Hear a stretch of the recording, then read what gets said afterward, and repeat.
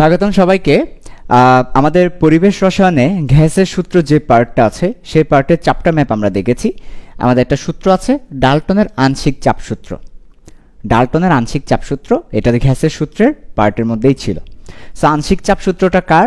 ডাল্টনের। আংশিক চাপ সূত্রটা কার? ডাল্টনের। ডাল্টনস পার্শিয়াল প্রেসার ল। তো এই আংশিক চাপ সূত্রটার কনসেপ্টটা আগে দেখব, তারপর সূত্রটা দেখব, তারপর এই সূত্র কিভাবে পরীক্ষায় অ্যাপ্লাই করে ম্যাথ করতে হয় সেটা দেখব, তাহলে এরপর ম্যাথ প্র্যাকটিস করব, তাহলে হয়ে যাবে। তাহলে প্রথমে আসো কনসেপ্ট, এই সূত্রের কনসেপ্টটাতে আসো। কনসেপ্টটা হচ্ছে, ধরো আমার তিনটা গ্যাস মিক্স করে একটা পাত্রে নিলাম। A gas, B gas, C gas, এটা একটা গ্যাস, এটাও সিমিলার, এটা হচ্ছে আরেকটা গ্যাস। তিনটাকে মিক্স করে একটা পাত্রের মধ্যে নেওয়া হলো, মনে করো এই পাত্রের মধ্যে নেওয়া হলো। তাহলে এখানে এ আছে, বি আছে, সি আছে, এটাকে আমরা বলতে পারি গ্যাস মিশ্রণ। এটাকে আমরা বলতে পারি গ্যাস মিশ্রণ। তাহলে গ্যাস মিশ্রণে তিনটা গ্যাস মিশ্রিত অবস্থায় আছে। এটার আয়তন মনে করো V1, এটার আয়তন মনে করো V2, এটার আয়তন মনে করো V3, এটার চাপ মনে করো P1, এটার চাপ মনে করো P2, এটার চাপ হচ্ছে P3। এই পুরো মিশ্রণের আয়তন মনে করো B মিশ্রণ এবং চাপ হচ্ছে P মিশ্রণ। মনে করো আমরা নাম দিয়েছি PM, VM, V মিশ্রণ, P মিশ্রণ। এখন বলা হচ্ছে ভালো করে খেয়াল করো, তাহলে এটা কিন্তু তার নিজস্ব চাপ, এটা তার নিজস্ব চাপ, এটা তার নিজস্ব চাপ P1। আর এই পিএমটা হচ্ছে পুরো মিশ্রণটার চাপ, পুরো মিশ্রণটার চাপ। তাহলে কয় ধরনের চাপ পেলাম? দুই ধরনের চাপ পেলাম। একটা চাপ কার? একটা চাপ হচ্ছে প্রত্যেকটা উপাদানের নিজস্ব চাপ। তাহলে প্রতিটি উপাদানের নিজস্ব চাপ, সে নিজে যে চাপটা দেয় নিজস্ব চাপ, সেটা কি? প্রতিটি উপাদানের নিজস্ব চাপ হচ্ছে P1, P2, P3। এটা এ দিচ্ছে P1, বি এর জন্য P2, সি এর জন্য P3। আর গ্যাস মিশ্রণ যে চাপটা দিচ্ছে, গ্যাস মিশ্রণের চাপ হচ্ছে PM। গ্যাস মিশ্রণ যে চাপটা দিচ্ছে সেটা PM। এটা হচ্ছে গ্যাস মিশ্রণের চাপ। আরও এক ধরনের চাপ আছে এখানে। সো 1 নাম্বার, 2 নাম্বার, 3 নাম্বার আরেক ধরনের চাপ আছে, সেটা হচ্ছে এটা তো যখন সে মিশ্রিত অবস্থায় ছিল না তখন, আর এটা তো পুরোটা যে চাপ দিচ্ছে সেটা। মনে করো একে যখন এখানে মিশ্রণ করলাম তখন শুধু এ পরমাণু, এ কণা, এ উপাদানটা, পুরো মিশ্রণটা না, শুধু এর তরফ থেকে মিশ্রণে কি পরিমাণ চাপ দিচ্ছে। যখন এ মিশ্রিত অবস্থায় ছিল না তখন সে P1 দিত, যখন মিশ্রিত অবস্থায় হলো পুরোটা মিলে PM দিচ্ছে। মিশ্রিত অবস্থায় এ নিজে কতটুকু দিচ্ছে, এরকম একটা চাপ আছে। তাহলে এখানে যে চাপটা দেখতে পাচ্ছ এটা হচ্ছে যখন মিশ্রণ ছিল না, ইন্ডিভিজুয়াল, আলাদা আলাদা ছিল, আলাক আলাক। আর এটা হচ্ছে পুরোটা যে চাপ দিচ্ছে গ্যাস মিশ্রণ, এটা হচ্ছে টোটাল চাপ। এখন আমি বলতে চাচ্ছি তোমাকে, একে যখন মিশ্রিত করলাম তখন শুধু এ কি চাপ দিচ্ছে। একে যখন মিশ্রিত করলাম তখন এর তরফ থেকে মিশ্রণে কি পরিমাণ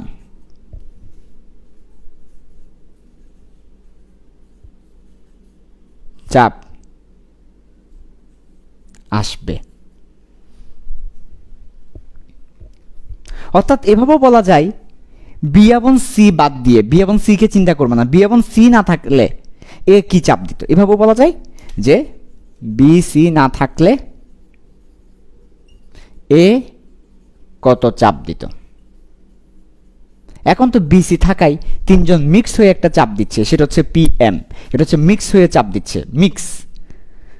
এখন যদি বি এবং সি না থাকতো তাহলে শুধু এ মিশ্রণে কি পরিমাণ চাপ দিত, শুধু এ কি পরিমাণ চাপ দিত। যেটা আমার আয়তনটাও বেড়ে গেছে মিশ্রণের, ওই আয়তনে, এই বড় আয়তনে এ কি পরিমাণ চাপ দিত। অতএব এভাবে বলা যায় মিশ্রণ এ কে মিশ্রিত করার পর এর তরফ থেকে কি পরিমাণ চাপ আসছে, এইটাকে বলা হচ্ছে আংশিক চাপ। আমাদের সূত্রটা হচ্ছে এই আংশিক চাপ নিয়ে, আংশিক চাপ। তার মানে আমাদের সূত্রটা কি নয়, ইন্ডিভিজুয়াল চাপ নয়, অর্থাৎ উপাদানের নিজস্ব যে চাপ সেটা নয়, আবার টোটাল চাপটা নিয়েও না। আমাদের এই সূত্রটা হচ্ছে একটা উপাদানকে যখন মিশ্রণে আনবো তখন সে ওইখানে কি পরিমাণ আংশিক চাপ দিচ্ছে। তাহলে এর তরফ থেকে একটা চাপ, বি এর তরফ থেকে একটা চাপ, সি এর তরফ থেকে একটা চাপ আসছে, আংশিক চাপ। এটাকে কি বলছি, আংশিক চাপ। এবং এটাকে পি দিয়ে উপাদান দিয়ে লেখা হয়, পি তারপর উপাদান, পি তারপর উপাদান। তার মানে এর তরফ থেকে যেটা আসছে সেটা পি এ, বি এর তরফ থেকে যেটা আসছে সেটা পি বি, সি এর তরফ থেকে যেটা আসছে সেটা পি সি, এবং তিনজনের তরফ থেকে মিলে এই পি এমটা হচ্ছে। কাজে আমরা বলতে পারি পি এম সমান এর তরফ থেকে যে চাপটা আসছে আংশিক চাপ, বি এর তরফ থেকে যে আংশিক চাপটা আসছে, সি এর তরফ থেকে যে আংশিক চাপটা আসছে, এগুলো সবগুলো আংশিক চাপ, সবগুলো আংশিক চাপ যোগ করলে মোট চাপটা পাওয়া যাবে। কারণ এটা টোটাল আর এটা আংশিক, এটা আংশিক আর এটা টোটাল, এটা আংশিক আর এটা টোটাল। আর এগুলো তো ইন্ডিভিজুয়াল, এগুলো মিশ্রণের আগের ঘটনা। এটা হচ্ছে মিশ্রণের আগের ঘটনা, মিশ্রণের আগের ঘটনা। সো এটা আমার কোনো কাজে আসছে না, ঠিক আছে। সো এটা মিশ্রণের আগের ঘটনা, আর এগুলো হচ্ছে মিশ্রণের পরের ঘটনা। সো মিশ্রণের পরে টোটাল হচ্ছে পিএম, কিন্তু ইন্ডিভিজুয়াল থাকলে তখন তারা কি পরিমাণ চাপ দিত, ইন্ডিভিজুয়াল থাকলে কি পরিমাণ চাপ দিত, ইন্ডিভিজুয়াল থাকলে কি পরিমাণ চাপ দিত, সেটাই হচ্ছে ইন্ডিভিজুয়াল থাকলে কি পরিমাণ চাপ দিত, সেটা হচ্ছে আংশিক চাপ। তাহলে আংশিক চাপের কনসেপ্টটা বুঝে গেল, একটা উপাদান ইন্ডিভিজুয়াল থাকলে কি পরিমাণ চাপ দিত। তাহলে কোনো গ্যাস মিশ্রণে একটা উপাদান যদি ইন্ডিভিজুয়াল থাকতো কি পরিমাণ চাপ দিত, এটাকে আমরা এইভাবে সাজিয়ে গুছিয়ে বলতে পারি। কোনো গ্যাস মিশ্রণে কোনো একটা উপাদান, ঠিক আছে, যদি অন্যান্য উপাদান না থাকে, কোনো একটা উপাদান আমরা কিভাবে সাজিয়ে গুছিয়ে লিখতে পারি বলো, মানে সূত্রটাকে কিভাবে সাজিয়ে গুছিয়ে বলতে পারি বলো। তাহলে আমরা এইভাবে বলতে পারি, কোনো গ্যাস মিশ্রণের সমস্ত আয়তন জুড়ে যদি ওই গ্যাসটা থাকতো এবং সে যে চাপটা দিত সেটাকে আমরা আংশিক চাপ বলতে পারি। এটা হচ্ছে মোটামুটি সূত্র। তো তারপরও বইয়ের ভাষায় আমরা যদি এটাকে বিবৃত করতে চাই, তাহলে বইয়ের একটা ভাষা আছে, বইয়ের ভাষায় যদি আমরা বিবৃত করতে চাই ডাল্টনের আংশিক চাপ সূত্র, তাহলে আমি একটু পড়ে শোনাচ্ছি। বইয়ের ভাষায় ওনার সূত্রটা হচ্ছে, নির্দিষ্ট তাপমাত্রাটা নির্দিষ্ট রাখতে হবে। বিক্রিয়াহীন কোনো গ্যাস মিশ্রণের কোনো একটা উপাদান, বিক্রিয়াহীন কোনো গ্যাস মিশ্রণের যে কোনো একটা উপাদান ওই তাপমাত্রায় মিশ্রণের সমস্ত আয়তন একাকী দখল করলে যে চাপ প্রয়োগ করত তাকে ওই গ্যাসের আংশিক চাপ বলে, এবং মিশ্রণের মোট চাপ তার উপাদানের আংশিক চাপ সমূহের যোগফলের সমান। এটাই হচ্ছে ডাল্টনের সূত্র। ডাল্টনের সূত্র দুইটা পার্ট। প্রথম পার্টে তিনি আংশিক চাপ কি সেটা বলেছেন, দ্বিতীয় পার্টে তিনি আমি যে লাইনটা লিখেছি এই লাইনটার কথা বলেছেন, আংশিক চাপ সমূহের যোগফলটাই হচ্ছে মিশ্রণের চাপ। তাহলে ওনার সূত্রের দুইটা পার্ট নিয়ে আমরা এখন তোমাদেরকে সূত্রের বিবৃতি দিব। কনসেপ্ট আশা করি বুঝতে পেরেছ। এবার সেটাকে সাজিয়ে গুছিয়ে বিবৃত করার পালা। সো বিবৃতিটা খেয়াল করো সূত্রের। ডাল্টনের আংশিক চাপ সূত্র লিখতে বললে এটাই লিখতে হবে। প্রথম অংশে আংশিক চাপের সংজ্ঞাটা দাও। তাপমাত্রা ফিক্স রাখা লাগবে, কারণ আমরা জানি তাপমাত্রা চেঞ্জ হলে চাপ চেঞ্জ হয়। তাহলে নির্দিষ্ট তাপমাত্রা, আমরা তাপমাত্রা ফিক্স করে দিলাম। নির্দিষ্ট তাপমাত্রায় গ্যাস মিশ্রণের কোনো উপাদান, তার মানে আমরা মিশ্রণের কথাই বলছি, মিশ্রণের কথাই বলতে হবে। গ্যাস মিশ্রণের কোনো উপাদান, কোনো একটি উপাদান, গ্যাস মিশ্রণের কোনো একটা উপাদান ওই তাপমাত্রায় মিশ্রণের সমস্ত আয়তন যদি একাকী দখল করত, সমস্ত আয়তন যদি একাকী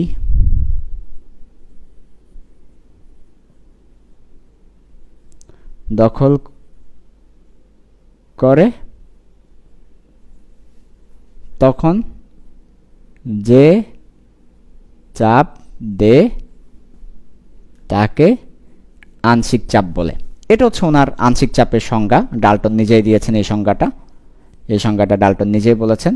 আংশিক চাপ কাকে বলে সেটা, নির্দিষ্ট তাপমাত্রায় তাপমাত্রা চেঞ্জ করা যাবে না, এটা 1 নাম্বার।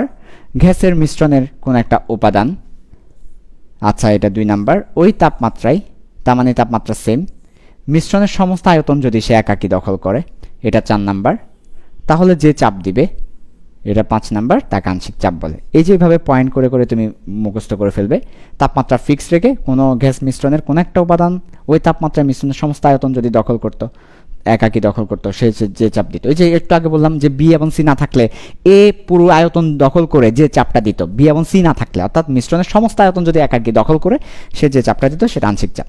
এর পর আরেকটা কথা বলেছেন, সেটা হচ্ছে গ্যাস মিশ্রণের চাপ ওই মিশ্রণের উপাদানসমূহের আংশিক চাপের যোগফলের সমান। তার মানে দ্বিতীয় লাইনে তিনি আমাদের ওই কথাটা বলছেন, গ্যাস মিশ্রণের চাপ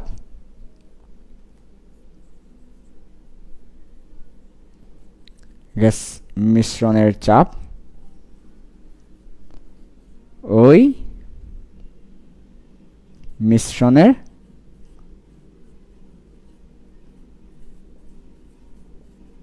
প্রতিটি উপাদানের, গ্যাস মিশ্রণের চাপ ওই মিশ্রণের প্রতিটি উপাদানের আংশিক চাপের যোগফলের সমান। ওকে, সো এই হচ্ছে আমাদের আংশিক চাপ সূত্র। ডাল্টনের আংশিক চাপ সূত্র লিখতে বললে এটা লিখে দিতে হবে, গ্যাস মিশ্রণের চাপ ওই মিশ্রণের প্রত্যেকটা উপাদানের আংশিক চাপের সমান। এটাকে তুমি 7 দিতে পারো, এটাকে 8 দিতে পারো। তাহলে ওই গ্যাস মিশ্রণের উপাদানের আংশিক চাপের যোগফলের সমান। ঠিক আছে, ওকে। এবার আসো এই সূত্রটার ম্যাথমেটিক্যাল প্রকাশটা। সো গাণিতিক রূপ দেখো, সূত্রের গাণিতিক রূপ হচ্ছে পি মিক্স সমান হচ্ছে পি আংশিক এরকম আরও যদি থাকে আরও, এগুলো হচ্ছে সূত্রের গাণিতিক রূপ, যে আংশিক চাপসমূহ মিশ্রণের চাপের সমান। এবার আমরা এই সূত্রটা প্রমাণ করব। এই যে ডাল্টনের সূত্র, এটাকে আমরা প্রমাণ করব। চলো আমরা প্রমাণ করি এটা। যদিও প্রমাণটা আমাদের পরীক্ষা আসবে না, আমরা প্রমাণটা করছি এই কারণে যাতে আমরা একটু এই ব্যাপারটা ফিল করতে পারি, আর কিছু না, প্রমাণটা যাতে ফিল করতে পারি। একদম সিম্পল প্রমাণ। সো প্রমাণটা আমরা প্রথমের মতো করে লিখলাম। 3টা পাত্র আছে, এ বি সি। এটার ইন্ডিভিজুয়াল আয়তন হচ্ছে P1 V1 P2 V2 P3 V3 এবং এটার মূল সংখ্যা N1 মূল সংখ্যা N2 মূল সংখ্যা N3 এবং এটার আংশিক চাপ, এটাকে যখন আমরা পাত্রের মধ্যে রাখলাম, আংশিক চাপ PA, এটার আংশিক চাপ PB, এটার আংশিক চাপ PC। ওকে, এদেরকে আমরা একটা পাত্রের মধ্যে রাখলাম যার মোট চাপ PM এবং আয়তন V। আয়তন কত? V। তাহলে এখান থেকে আমরা খুব সহজেই কিছু কথাবার্তা বলতে পারি। কার সাহায্যে?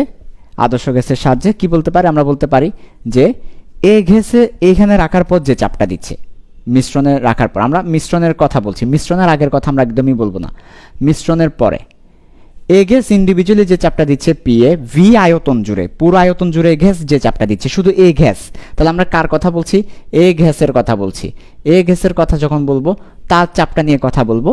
এ গ্যাস চাপ দিচ্ছে PA পুরো আয়তন জুড়ে, V আয়তন জুড়ে, এবং এখানে কত মোল যুক্ত করেছি? এর N1 মোল, এর N2 মোল, ওর N3 মোল যোগ করেছি। So N1 RT। Similarly B pressure দিচ্ছে, আংশিক চাপ দিচ্ছে PB, V আয়তন জুড়ে, তার মূল সংখ্যা N2 RT, টি তো constant, PC V N3 RT যোগ করার পর আসছে PA PB PC V N1 N2 N3 RT। এখন আমাকে বলো পুরো পাত্রটার প্রেসার কত? PM। পুরো পাত্রটার আয়তন কত? V। পুরো পাত্রে কতগুলো মোল আছে? N1 N2 N3। পুরো পাত্রের জন্য আমরা লিখতে পারি PMV সমান N1 N2 N3 RT, তাই না? তার মানে এই যে এই পাশে আর এই পাশে মিলে গেল। আমরা যদি এটাকে ইকুয়েশন 1 দিই, এটাকে ইকুয়েশন 2 দিই, তাহলে এই পাশ আর এই পাশ মিলে গেল। N1 N2 N3 RT সমান PMV PA PB PC V সমান N1 N2 RT। সো 1 এবং 2 থেকে আমরা বলতে পারি একদম সিম্পল, PM সমান PA PB PC। এটা হচ্ছে গাণিতিক প্রমাণ, খুবই বাচ্চা প্রমাণ, মানে একদম বাচ্চা প্রমাণ বলতে পারো এটাকে, যে আমার এ চাপ দিচ্ছে PA, এ চাপ দিচ্ছে PB, এ চাপ দিচ্ছে PC, এটা সমান যে PM, সেটা আমরা প্রমাণ করেছি। একদম বাচ্চা। কি? এই যে PA চাপ দিচ্ছে V আয়তন জুড়ে, PA V, আর তার মূল সংখ্যা N1 RT, সেমভাবে PB সেমভাবে PC যোগ করলাম, শেষ। ওকে, সো এটা হচ্ছে গাণিতিক রূপের প্রমাণটা। এবার চলে আসো, মৌল ভগ্নাংশ একটা টার্ম আছে যেটার সাথে ডাল্টনের আংশিক চাপের সূত্রের সম্পর্ক আছে। মৌল ভগ্নাংশ, ঠিক আছে? সো আমরা এখন সেটা দেখব একটু। চলো মৌল ভগ্নাংশ এই কনসেপ্টটা একটু আমরা দেখে ফেলি। মৌল ভগ্নাংশ জিনিসটা কি? খুবই সিম্পল। মৌল ভগ্নাংশ জিনিসটা এই যে আমরা বলছি n1 n2 n3 মোল আছে, টোটাল মোল হচ্ছে, মনে করো মৌল ভগ্নাংশ জিনিসটা কি দেখো, খুবই সিম্পল। মৌল ভগ্নাংশ হচ্ছে কোন একটা উপাদানের মৌল সংখ্যা, কোন একটা উপাদানের মৌল ভগ্নাংশকে x দিয়ে প্রকাশ করা হয়। কি দিয়ে? x দিয়ে প্রকাশ করা হয়। So x is equal to কোনো উপাদানের মৌল সংখ্যা ডিভাইডেড বাই মৌল সংখ্যা। কোন একটা ইন্ডিভিজুয়াল উপাদানের মৌল সংখ্যা, তাকে যদি মোট মৌল সংখ্যা দ্বারা ভাগ করে দাও, তাহলে মৌল ভগ্নাংশ পেয়ে যাবে। তাহলে আমরা এটা কিভাবে পাচ্ছি? খুবই সিম্পল। মনে করো আমি এর মৌল ভগ্নাংশ বের করতে চাচ্ছি, মোল ফ্র্যাকশন, ইংলিশে বলা হচ্ছে এটাকে মোল ফ্র্যাকশন, এক্স এ। উপরে হবে n1, নিচে হবে n1 n2 n3। ওকে, এটাই হচ্ছে মৌল ভগ্নাংশ এক্স এ, এক্স এর মৌল ভগ্নাংশ। এক্স বি, বি এর মৌল ভগ্নাংশ হবে বি এর মৌল সংখ্যা মনে করো n2, আর নিচে হচ্ছে টোটাল মৌল সংখ্যা। এরকম যত মৌল সংখ্যা থাকবে তার মধ্যে মোট মোলের মধ্যে ও কতটুকু আছে সেটাই মৌল ভগ্নাংশ। তো এটার সাথে আংশিক চাপের সম্পর্কটা কোথায়? একদম সিম্পল। এটার সাথে আংশিক চাপের সম্পর্কটা আমরা বলতে পারি পি এ আংশিক চাপ ভি সমান n1 RT। ওকে, আবার আমরা বলতে পারি পি এম ভি সমান n1 plus n2 plus n3 RT। এটা হচ্ছে টোটাল আর এটা হচ্ছে আংশিক। এখন আমরা একটা কাজ করব, এটাকে এটা দ্বারা ভাগ করে দিব। সো এটাকে যদি বলি 1 নাম্বার আর এটাকে যদি বলি 2 নাম্বার, 1 ভাগ করে দিব 2কে, তাহলে আমরা পাচ্ছি P A divided by P M, VV কাটা চলে যাবে, RT RT কাটা চলে যাবে, n1 by n1 plus n2 plus n3। দেখো তো এটাই না মৌল ভগ্নাংশ? সো এটাই হচ্ছে আসলে এর মৌল ভগ্নাংশ। সো মৌল ভগ্নাংশের সাথে আংশিক চাপের সম্পর্ক হচ্ছে এটাই, যে দেখো ভালো করে, পি এ ভি সমান n1 RT, P M V সমান n1 n2 r3। খুবই সিম্পল, এগুলো একদম একদম সিম্পল ব্যাপার, তুমি লিখলেই বুঝতে পারবা। সো 1কে 2 দ্বারা ভাগ করলে ভিবি চলে যাবে, RT চলে যাবে, n1 by n1 n2 n3, P A by P M সমান। এটাই হচ্ছে মৌল ভগ্নাংশ এক্স এ। এক্স হচ্ছে মৌল ভগ্নাংশ। তার মানে আমরা এমটাকে যদি পাশে নিয়ে যাই, তাহলে আমরা একটা সূত্র আকারে লিখতে পারি, সেটা হচ্ছে কারো আংশিক চাপ সমান হচ্ছে মৌল ভগ্নাংশ ইন্টু মোট চাপ। সো এটা একটা সূত্র, কিন্তু সূত্র আকারে লেখা যায়। আংশিক চাপ বের করতে বললে আমরা মৌল ভগ্নাংশটা বের করব। মৌল ভগ্নাংশ বের করব কিভাবে? ওর কত মোল আছে, মোট কত মোল আছে, ইন্টু মোট চাপ দ্বারা গুণ করে দিব। মোট চাপটা পরীক্ষা প্রশ্নে দেওয়া থাকবে, সেটা তোমাকে দেওয়া থাকবে, আর এটা হচ্ছে তুমি বের করবা। সো তুমি আংশিক চাপটা পেয়ে যাবে। সো এটা একটা সূত্র, খুব ইম্পর্টেন্ট, যেটা ম্যাথের ক্ষেত্রে খুব কাজে দেয়, ম্যাথমেটিক্যাল কনসেপ্টে খুবই কাজে দিবে। আংশিক চাপ সমান মৌল ভগ্নাংশ ইন্টু মোট চাপ, আংশিক চাপ সমান মৌল ভগ্নাংশ ইন্টু মোট চাপ, আংশিক চাপ সমান মৌল ভগ্নাংশ ইন্টু মোট চাপ। ওকে, আচ্ছা।